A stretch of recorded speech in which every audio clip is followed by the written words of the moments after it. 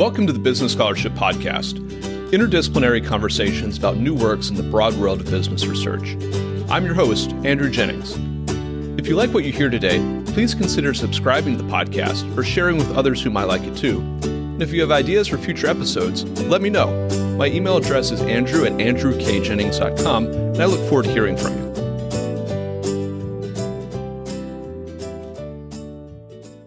Welcome to the first episode of the Business Scholarship Podcast Symposium on Local Journalism, Business, and Society. This episode will focus on a recently published study, Local Journalism Under Private Equity Ownership, which was written by Michael Ewens of Caltech and Arpit Gupta and Sabrina Howe, both of NYU Stern School of Business. I'll add a link to the paper in the show notes for the episode. Michael Ewens is joining us today to discuss the paper, and we're also joined by commentators Rennell Anderson-Jones, a law professor at the University of Utah, and Steve Waldman, the president and co-founder of Report for America. Michael, Rennell, Steve, welcome to the Business Scholarship Podcast. Thanks so much for having us. Great to be here. Thanks.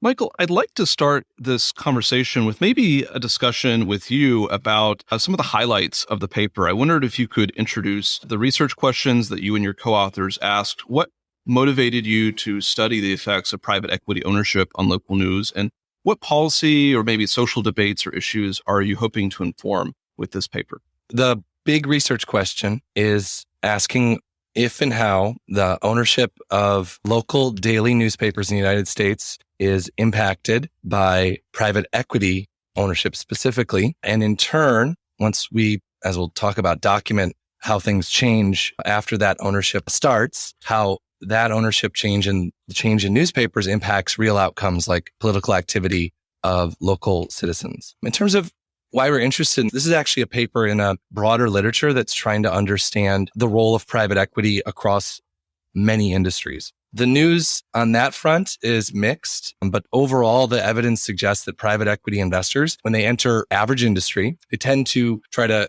both cut costs and increase revenues.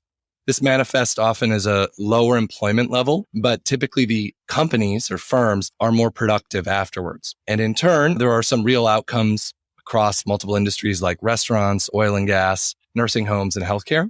And so what we thought was, given the last, let's say decade or so, a pretty clear understanding that the media is changing and the media's role in politics and society as a whole is real. It just seems to be more apparent than it was in the past, that this would be a great opportunity to explore private equity in this industry. On top of that, there's been lots of news that private equity has increased its ownership stake in the industry as a whole, both in newspapers and other media. And so we thought those were sort of two good reasons to look here. And of course, we had some work to do, but overall, that's what we did.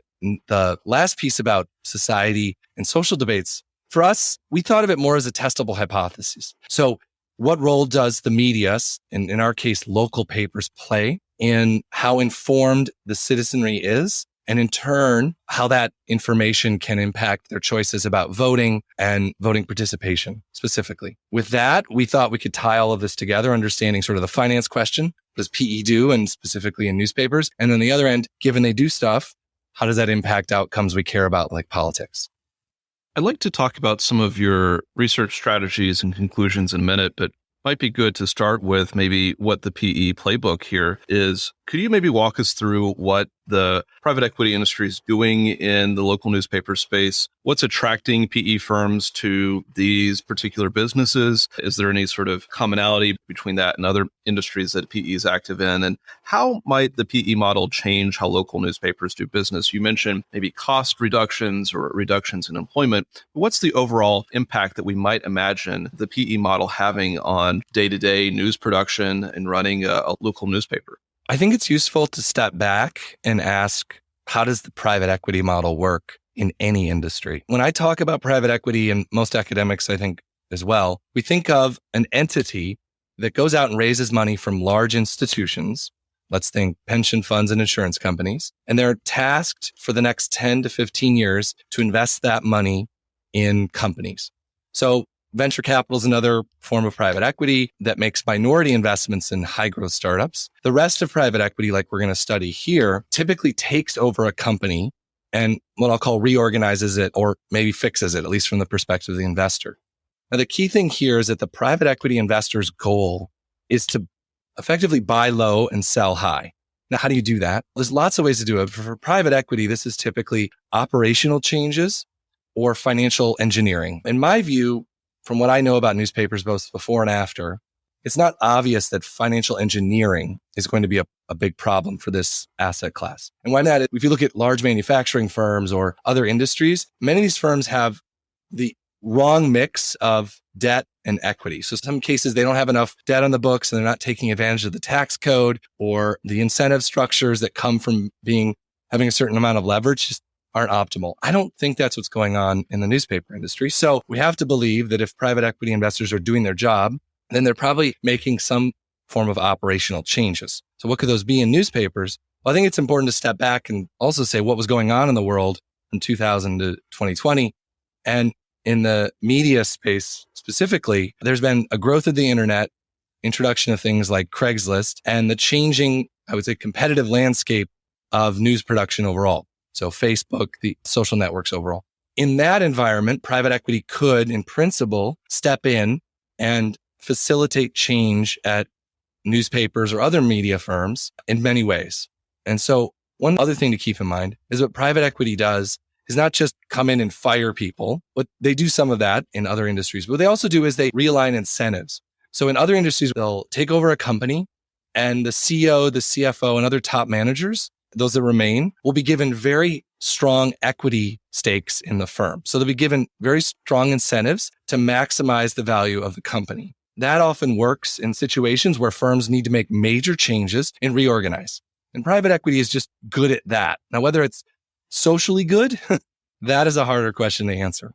For newspapers, why they might care, I think these big secular trends in competition for news production, the growth of the internet, and changing revenue sources.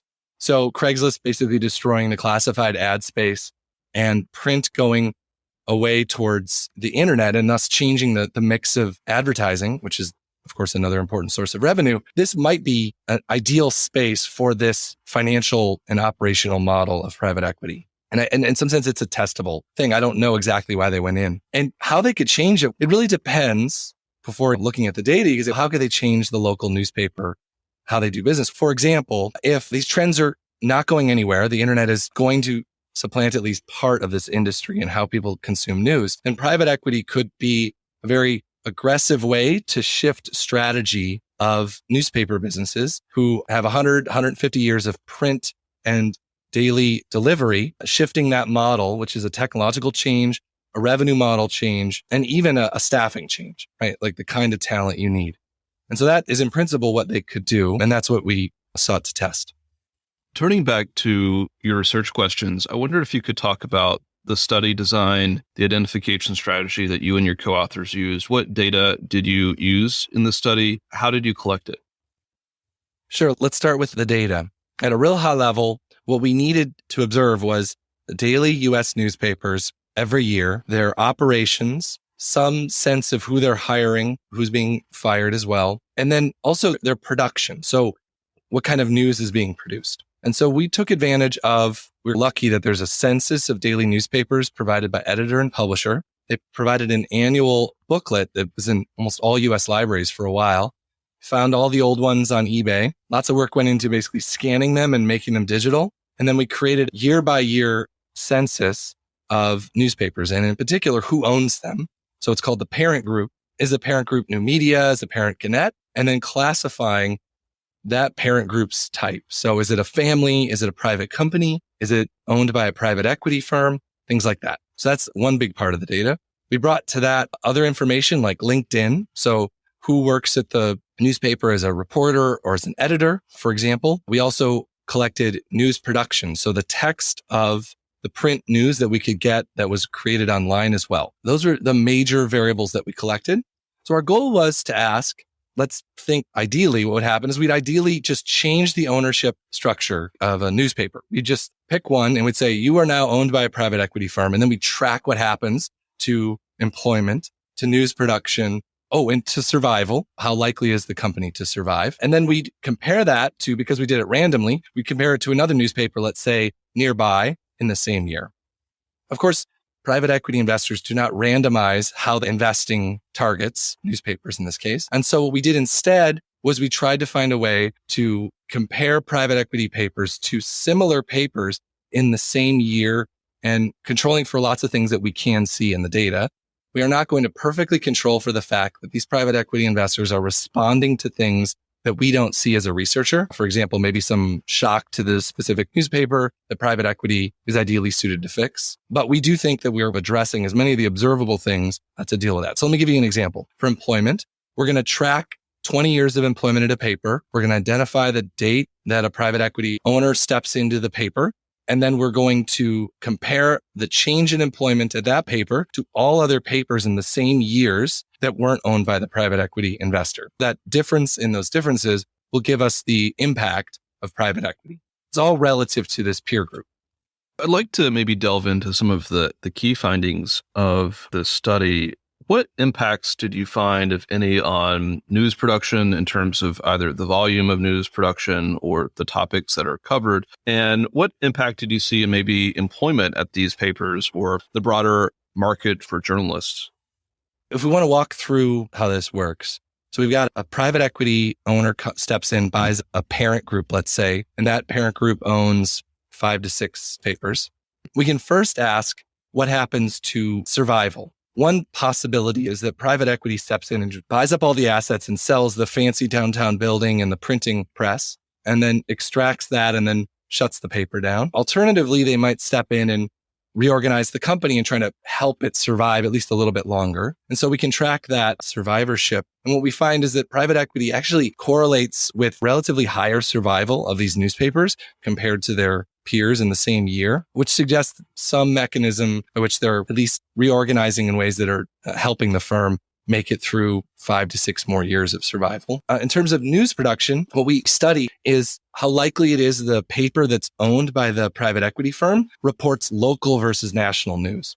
The way we did this is basically keywords. So keywords that are very local would be something like city hall, city council, mayor, state senate, zoning, planning board, things like that. And things during our sample period that were very national would be Obama, Trump, things like that. What we found was the level of news production in private equity papers falls.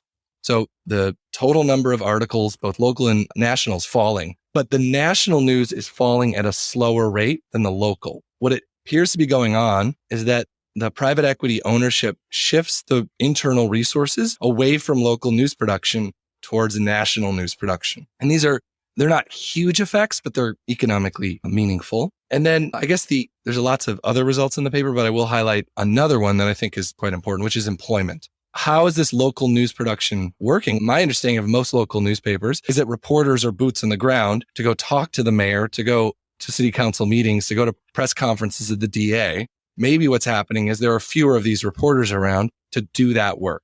And reporters cost money, they're expensive. So indeed, that's what we find is that in private equity owned newspapers, there is a decline in reporters and actually editors as well, relative to the non-private equity papers in similar years, which is consistent with them shifting the local news production via changes in employment. My next question, I think, transitions us a little bit to the commentary from Rennell Anderson-Jones and Steve Waldman, but I wondered if you could give your thoughts about some of the social welfare implications of this study. What might this study mean or imply for public policy, society, maybe even democracy itself? That last bit is big, and I'm not sure I'll be able to answer that, but I'll try to get part of the way there. I think it's important to highlight one other change for this transition, which is while local news falls and national news increases, a certain kind of circulation does seem to go up. I think this is going to be important for how people are consuming information. Private equity ownership is also correlated with an increase in digital subscriptions, paid subscriptions, compared to non-private equity papers. So what appears going on is these private equity papers are changing the way news is produced and how it's delivered. Now, delivery of news from print versus digital, of course, is a different way of consuming news as well. And so what we had a hypothesis about was whether the local citizenry that's reading the local news, be it print or digital, are learning about their local politicians, local issues at the state and, let's say, county or city level. If you believe that the local media matters for this, that the citizens learn about problems, learn about what the incumbents or those in power are doing, both good and bad, that this could have real impacts on their knowledge about those people, of course, but also on their activity. And so what we explored first, whether the local population has an opinion about national figures versus local figures. Local figure would be someone like a House of Representatives. There are surveys done about, do you know the name essentially of your House of Representatives? Or do you know who the president is? Or do you have an opinion of these people? And after private equity ownership occurs in a county, compared to counties that don't have private equity ownership, the likelihood a person in that county says, I have no opinion of my House of Representatives, that actually increases. While at the same time, there's no change in the no opinion response for presidential or governor level things. And this is consistent with the fact that they're using their local news, be it print or digital, to learn about the quality or actions of their local politicians. Now, we can't prove that connection, but it is at least consistent with the story that local media plays a really important role in informing the populace. Finally, this no opinion piece difference between national and local does show up in political activity at the county council level and at the mayoral level. So we explore as a similar strategies. We say, compared to before private equity, how does a county's political activity change after the private equity owner steps in? What we find is total votes fall and turnout falls. So as a proportion of registered voters in the private equity owned counties. Now, this works for us quite well because typically a local daily newspaper, there's outside of LA and other big cities, there's typically one daily newspaper. And so if a private equity owner owns the daily newspaper, that is a very important source of information for the local populace. So these two results, the no opinion of local politician and the declining political participation, does suggest, one, that local news matters a lot, and two, that private equity's means of changing the local news has the real outcome on political participation and House of Representatives, for example, opinions. Michael, I'd like to thank you for a great discussion on a great paper, and I'm excited to get some commentary from Ronnell Anderson-Jones, who's serving as our academic commentator, and then by Steve Waldman, who is filling the practitioner advocate policy commentary slot. I might start with maybe inviting Ronnell to offer her thoughts. Ronnell, I wonder if you might offer some of your thoughts and maybe introduce your interest in this issue of local journalism.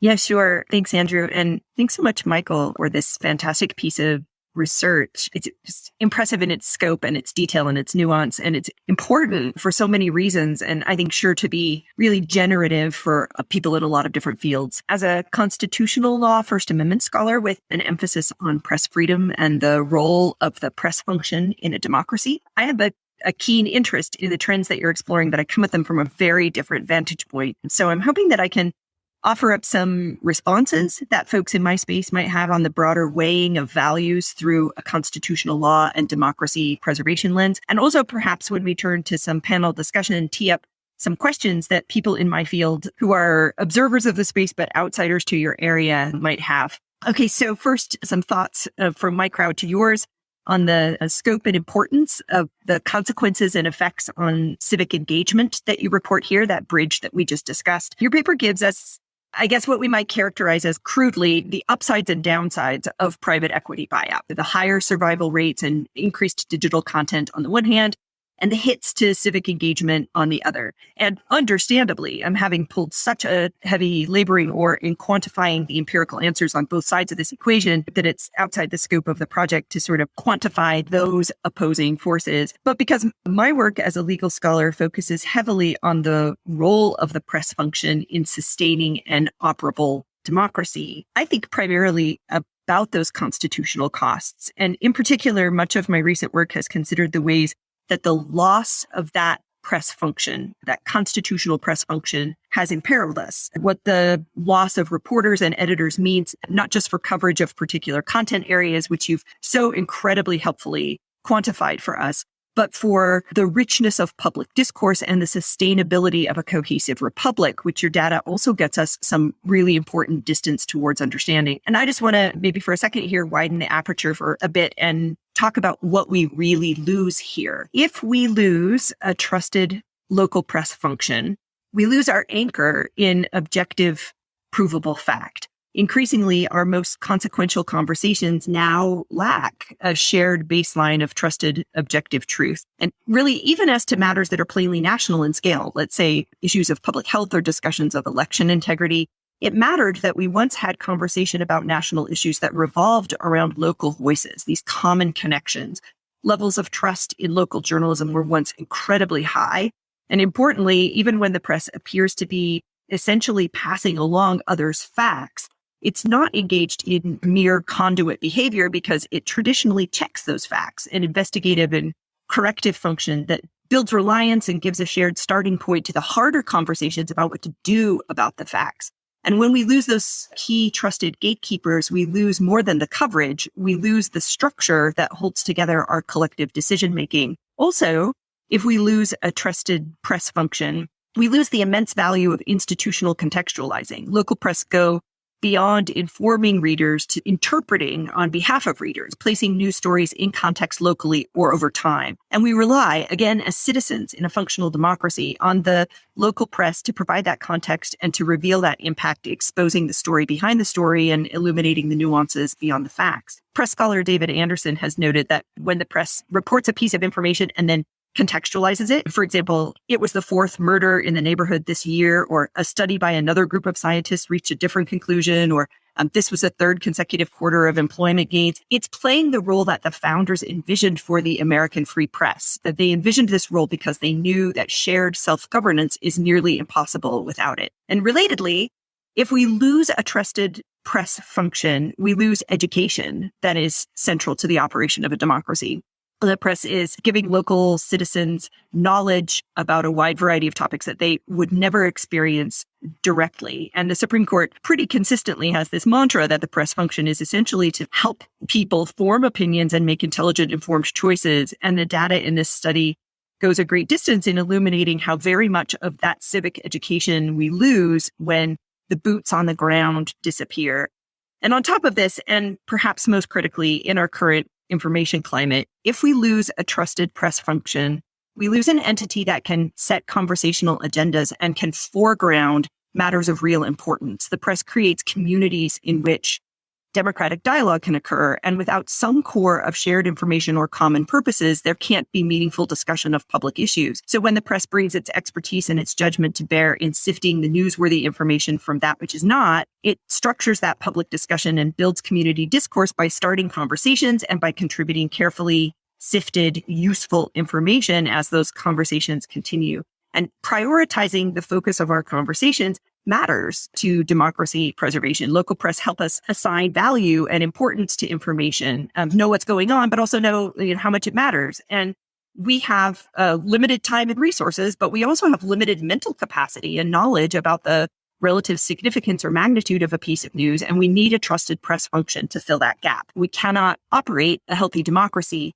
without it. Finally, and I was so grateful for the nuance and insight that your study added on this particular front.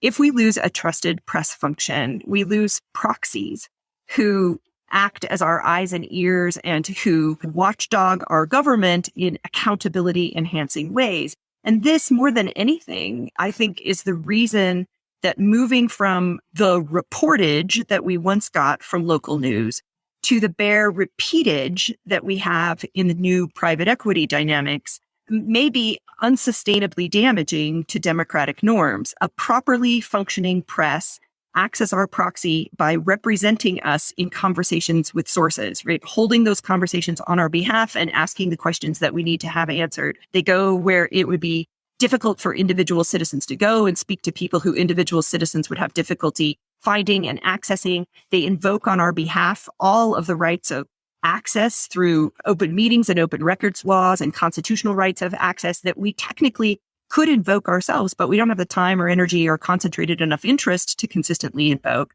And as your data helps us see, local leaders know that these meetings and records will not be accessed once the severe cutbacks described in this paper occur, leaving them free to engage in behavior that they wouldn't engage in if they were watched by our trusted press partners. And as your study's commentary on spillover effects made clear, local newspaper reporting has itself long been the tap from which other repeatage flows. So when we lose it, we don't just lose what the local newspaper readers might have read, we lose what the local TV and radio stations would have then picked up and reiterated, and we lose any meaningful local content that can then be more broadly distributed by locals themselves via social media or otherwise. Just reduced to cat pictures and memes and conspiracy theories from irritated uncles are downstream losses to meaningful public discourse. Now, I know there's going to be ongoing conversation that springs from your work, and this question of the trade-offs between newspaper survival rates and digital content on the one hand, and abandonment of local coverage mandates and the accompanying civic engagement measures on the other will be really big, important pieces of that dialogue. And I'm so grateful to all of you for teeing it up in a way that can make it concrete and digestible. And I really hope that our vision of what is lost will be broad enough to capture the relationship between the press function and the fragility of our democratic system, especially at this moment that it faces so many other strains. And as between the radically scaled back version of this function and no function at all, and it may well be that in light of your nuanced findings, we have to debate much more carefully about costs and benefits. But this isn't just about wanting to have our cake and eat it too. It's about a democratic imperative. I'm so glad that we're joined by Steve, who is really the top thinker in the country in the solution space on this, and really look forward to his contributions about best paths forward. But thanks again, Andrew, for the chance to chime in. And thanks, Michael, and your team for this remarkable work. Thank you so much, Ronelle, for that commentary, especially coming from the constitutional press freedom perspective. I'm also excited, again, as Ronelle introduced Steve a little bit, really excited to have Steve Waldman, founder and CEO of Report for America, join us as well to offer his commentary from a practitioner, an advocacy, a policy perspective. Steve, if you'd like to take the floor. Thank you for having me. This is a really important study. I've felt like the acquisition of hundreds of newspapers by private equity and also hedge funds in the last decade has been the most under-discussed and understudied phenomenon in the local news space right now. And this is just the most thorough, consequential study about this. And I think that if you look at it from the perspective of what is in the interest of the companies, of the newspapers or the newspaper groups, you have this mixed bag. If you look at it from the perspective of the community, then I think it's a much more negative picture proven or demonstrated in this study. Let's take them one by one. There's both the decline in local coverage and local reporting, and related to that, a shift to national news. They're very much related, but they also have different consequences. So the decline of local news has all sorts of negative civic impacts, as Ronelle laid out beautifully, the consequences for communities and the consequences in the terms of how the founding fathers viewed the role of the press are severe. And in addition to the consequences that Michael's study showed about knowledge of local issues and voter turnout, there have been a bunch of other studies that have looked at the consequences of local news in the last few years that have shown similar things. Among the other effects that have been demonstrated, in addition to lower voter turnout and lower knowledge of candidates, there are fewer candidates who run for office. There is less likely that the member of Congress will testify before a committee on an issue related to their district. Lower bond ratings, more corruption, more pollution, more corporate crime. So these are all effects that come from essentially the contraction of the accountability function that Ronelle was talking about. And so you have a very severe effect on communities, and to be more lofty about it, on democracy, on essentially the ability of a community to solve its own problems, which is a less lofty way of talking about democracy, is severely undermined. Now, there's another effect, which is that studies have also shown that the shift to national news increases polarization. So the loss of the local news in this case is not only hurting the accountability function, it's also exacerbating this nationalization of news, which is a key part of fueling polarization. Certainly not the only factor, but definitely an important one. So that is an additional negative effect that you have as a result of this less reporting. So what do you do about this, especially given the tension of the fact that in some cases, even though the function for democracy or communities is severely degraded, but it may be that the newspapers are less likely to close. So what do you do about that choice between a degraded function and closing? And my answer is you reject that as the only choice. And you say, this is where public policy and the nonprofit sector comes in. It could be that the private equity funds are operating completely rationally and within the context of the, core fundamental problems of the business model, maybe they're doing the smart thing. So when you have a situation where private actors are taking steps that have an internal logic to it and yet have this profound negative effect on society, well, that's when public policy and the nonprofit sector, the philanthropic sector, should come in and say, okay, we get that. That makes sense. We're not saying you're bad people. We're just saying that the dynamic that is underway here is not good for America. So what are we going to do about it? For instance, as a concrete example, the reason that there is often a choice between the only choice appears to be private equity versus closing is, for one thing, there's no system of helping community groups to acquire newspapers. So if you're a local newspaper chain, and I've heard about this over and over again, that doesn't actually particularly want to sell to private equity, but that's the only choice they have. So they do. If they had the opportunity to sell or in effect replant their newspaper into either a local buyer group or a nonprofit organization or a community foundation, then they oftentimes would. And that would have a better benefit for the community in many cases. And you can achieve that through public policy or through philanthropy. I feel like the consequence of this study is to say we should look at this not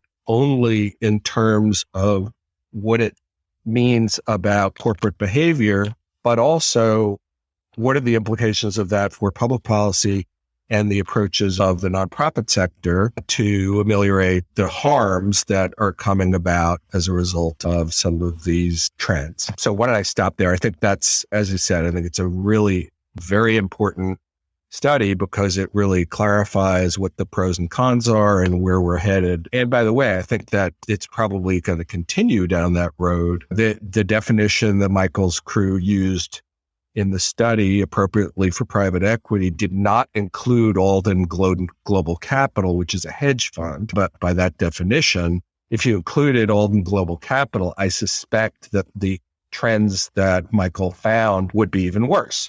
Because from what we've seen anecdotally, Alden is on the far end of the spectrum of these behaviors of cutting back reporting and local news even more severely. And indeed, they raise a slightly different question, which is under, as Michael said, normal behavior is buy low, sell high. Is you acquire the newspapers at a low price and then make them perform better in the hope that you can sell them at a higher price.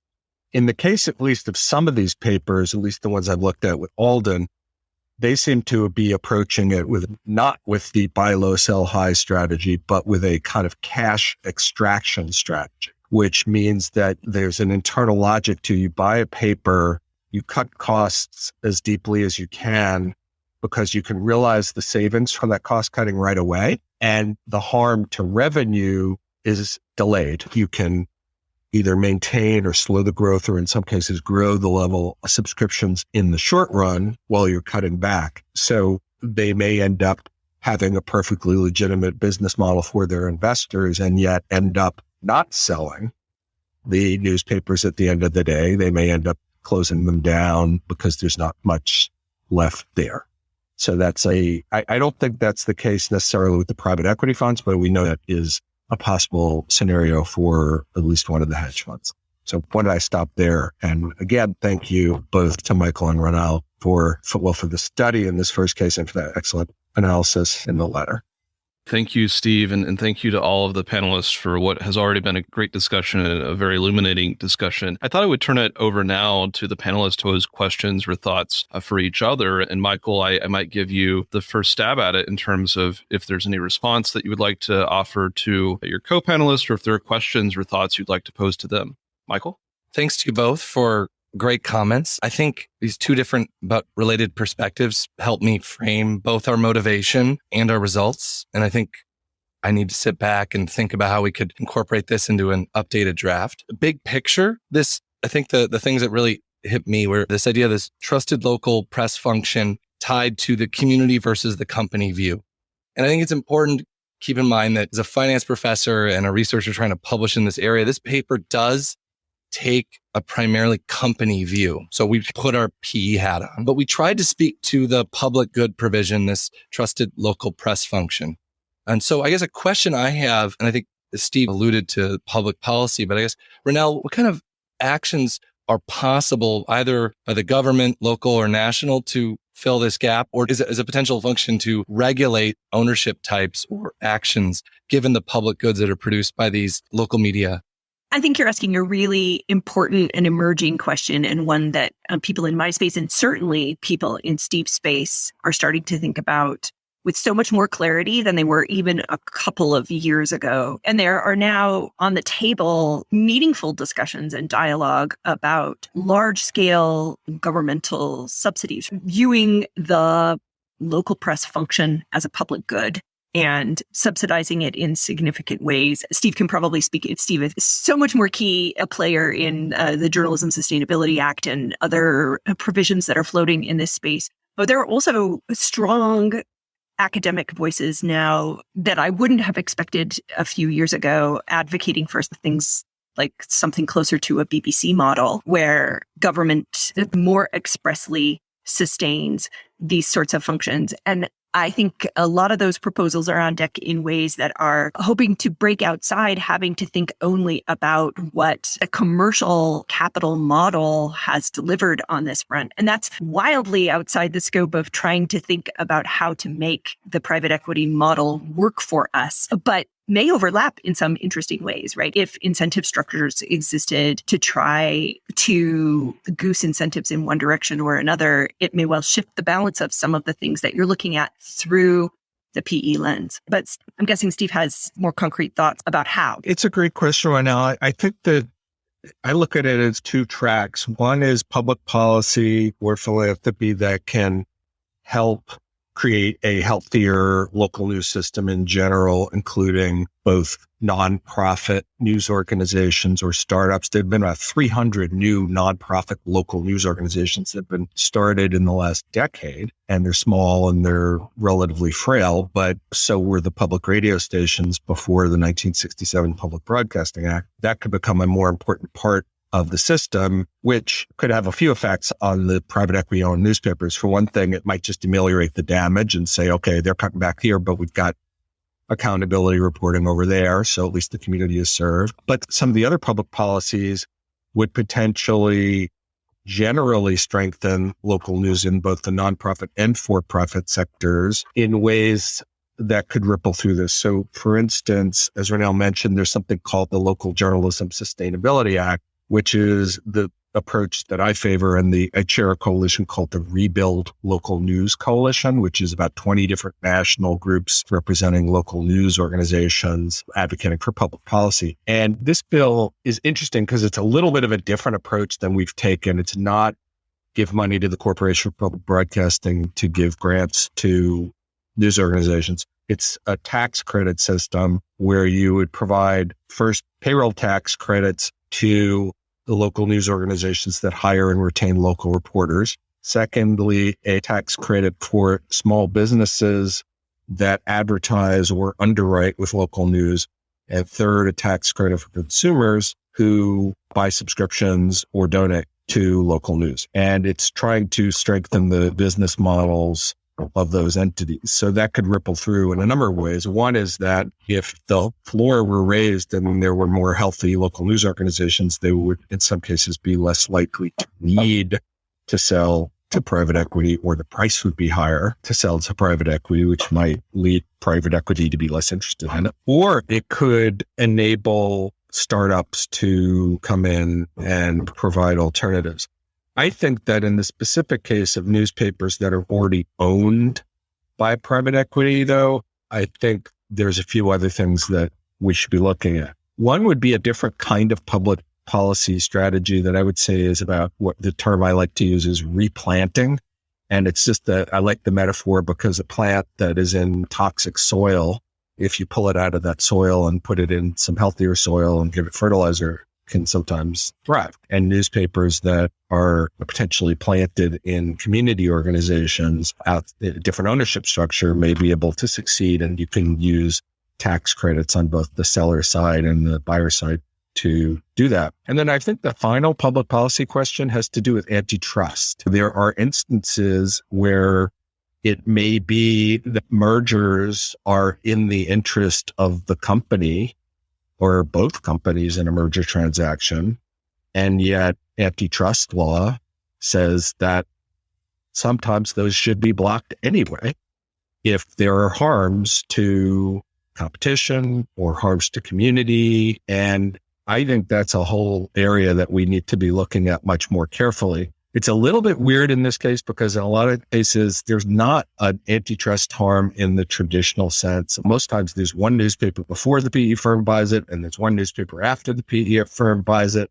It doesn't lead to newspapers competing with each other, but it does lead to harms to the community. And so it would require a little bit of a different approach to antitrust law. And this gets into a whole bigger debate about between the Chicago school that has argued and has been the dominant view that you should only look at kind of financial harms to the consumer, and others, including the current new chair of the Federal Trade Commission, who argue that actually that's too narrow a perspective. And if you look at the original purposes of the antitrust laws, they did envision looking at harms to the community as legitimate factors to consider.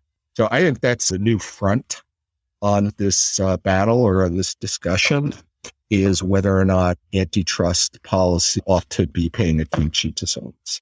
And Steve, and I guess Steve and Michael, Steve, are there any meaningful debates happening about whether federal governmental efforts to revive or sustain local journalism should carry caveats on ownership model? And I guess I'm really interested in hearing from Michael about whether he thinks that would be, based on the data that he has here, whether thinking creatively about the ways that legislative solutions should map onto the consequences that we think or we see empirically come about from various models, or whether those are things that are being taken into account. It's a great question. I would love to hear Michael's view on that. I'll tell you what I've heard. So when I was very involved in rewriting the Local Journalism Sustainability Act, and there were what ended up being in the Build Back Better bill that passed the House and almost passed the Senate, was one portion of it was the payroll tax credit, but also all sorts of definitions were changed. And there was discussion during that of, hey, should we make it so that firms that are owned by private equity or hedge funds should not be eligible? And it was basically decided that it would be very hard to do, that it's a spectrum of different types of ownership. There's private equity owned, there's hedge fund owned, there's great big public chains that have some of the same behaviors, but aren't private equity owned, but are private equity influenced. There's all of the above that have no debt, and all of the above that have massive amounts of debt. That seems to influence. And that generally speaking, at least people in the congressional offices felt like it was either inappropriate or impossible practically to do that kind of line drawing. I think it's a good conversation to have. I argued in some comments that we just submitted to the Federal Trade Commission and the Department of Justice for their inquiry about antitrust, that looking at PE ownership was a legitimate factor for antitrust consideration. Difficult to do again, but I felt like in that context, there was more of a case for looking at it through that lens. What do you think, Michael? Ooh. So I'm not an expert on this part of policymaking, but I'll say first, I'm not surprised that it was difficult to implement carve-outs for PE, because for just the point that Steve made is that in our study, just identifying whether you're PE-backed was really challenging, because even the definition of private equity is fuzzy. But I think the other issue is that if we believe that these local papers and other local media organizations are playing a really important role of local news production, it's hard to imagine that local governments, let's say the alternative to federal would be state, it's hard to imagine that the states are going to, be unbiased in the way they might build a subsidy or support program for local media.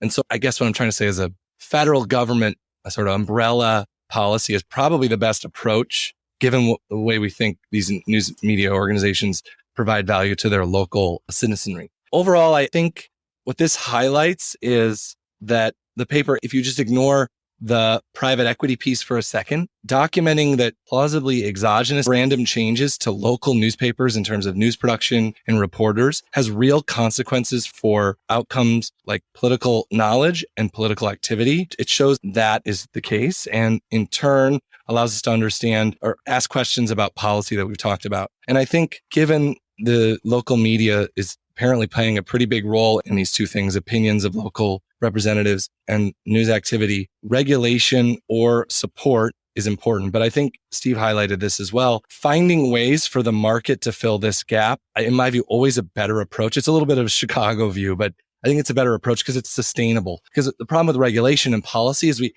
because it's so fuzzy, it ends up picking winners. And companies are really good at finding ways to, oh, this is a reporter, trust me, or this is news production, trust me.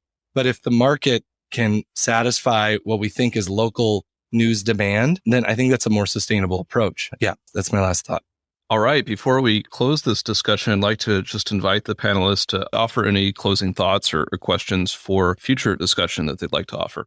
I'll chime in. I am so grateful that there are people in the space that Michael and his colleagues are in who are thinking about this in concrete terms and who are offering up to us empirical data that helps us see what comes of these sorts of choices and remove a layer of fuzzy hysteria that surrounds it and instead helps us think in terms of the gains and the losses that occur when these ownership models take over. And now that they're in that space, there's all sorts of data that I crave from them and all sorts of future projects that I'm hoping that they produce for us. Most notably, just to echo back to something that Steve said earlier, I would love to know more about what happens with hedge funds. And in particular, I think everybody's really interested in Alden, which is a name that has become almost synonymous with the conventional wisdom about chewing up local newspapers and spitting them out, and generated incredibly sour news coverage and accusations of bleeding newspaper staffs and resources and driving them into bankruptcy and selling them off for parts and intentionally cutting costs to the bone to maximize those short-term returns. So I think a lot of people who come at this from the communications and media law side of this would love to hear more about the decision to focus on private equity and also the best guesses that you might have about the ways that those findings map onto some of those larger trends that seem to be the source of angst for so many in journalism. But I would stay tuned for a piece that investigated hedge fund patterns as well. It would be really interesting. And particularly if we're really glomming onto the idea that the goal might be to try to find ways for the market to fill some of these gaps, knowing what's really happening and how each of these different models impacts what happens in local communities would be really helpful comparative data. Yeah, and I agree with Ronella to add some more to our wish list of to-dos for you all. From a policymaking point of view, the more nuanced our understanding is about additional factors that might determine behavior here, in addition to the ownership by PE or hedge funds, would be helpful. So I mentioned the question of debt levels. So this was in the case of Gannett, which was the largest newspaper chain, was bought by a smaller newspaper chain, Gatehouse, and as often as happens under that scenario, was financed with a very large amount of debt. So they are under tremendous pressure to cut costs in order to pay off their debt. In addition to whatever the fundamental problems with the news industry are, they have this overriding extra factor that they have to deal with. And I am curious about that, of whether or not debt levels of acquisitions become part of this, what one would want to look at in trying to assess kinds of mergers that are problematic. And in general, even just one of the pages of the report that we haven't talked about is they also looked at, in order to get a comparison between private equity and the norm, they looked at the norm. They looked at other models. They looked at family ownership, and getting more and more understanding in general about what types of ownership structures lead to better outcomes is really important. Like it basically seemed to indicate that family-owned newspapers, privately owned, but family-owned newspapers did better, both in terms of all of these measures of local news and financial health in my experience. So it could be that the choice is not so much policies that between private equity owned newspapers and no newspapers. It could be that you want to point public policy towards family ownership if that's what appears to be the better outcomes. Further investigation of how the various different types of ownership structures impact this could be really powerful and important. Michael, the thoughts? Thanks again, Andrew, for having us. And all the feedback and comments have been really helpful. And I've learned a lot.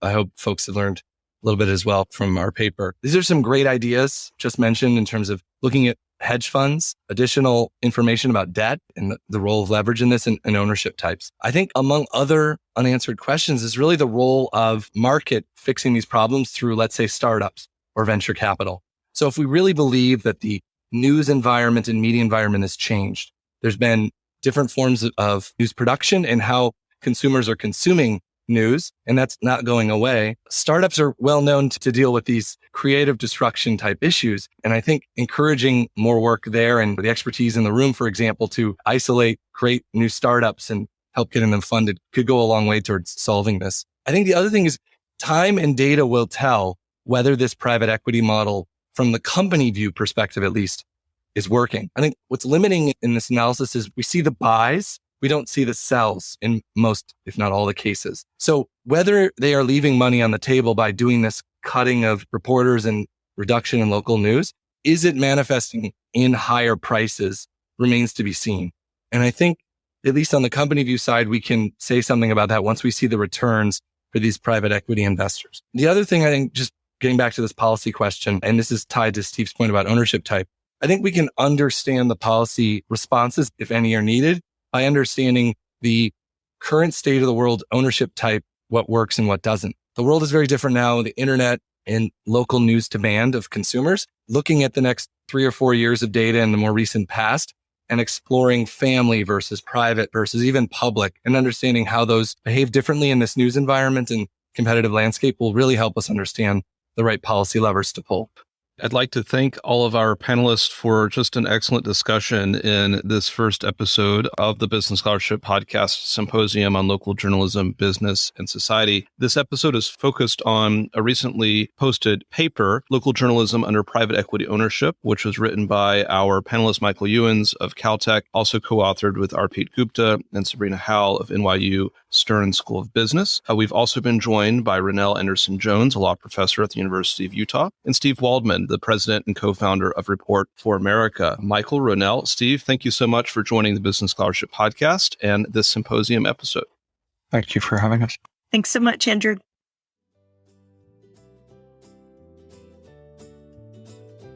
Thank you for listening to another episode of the Business Scholarship Podcast.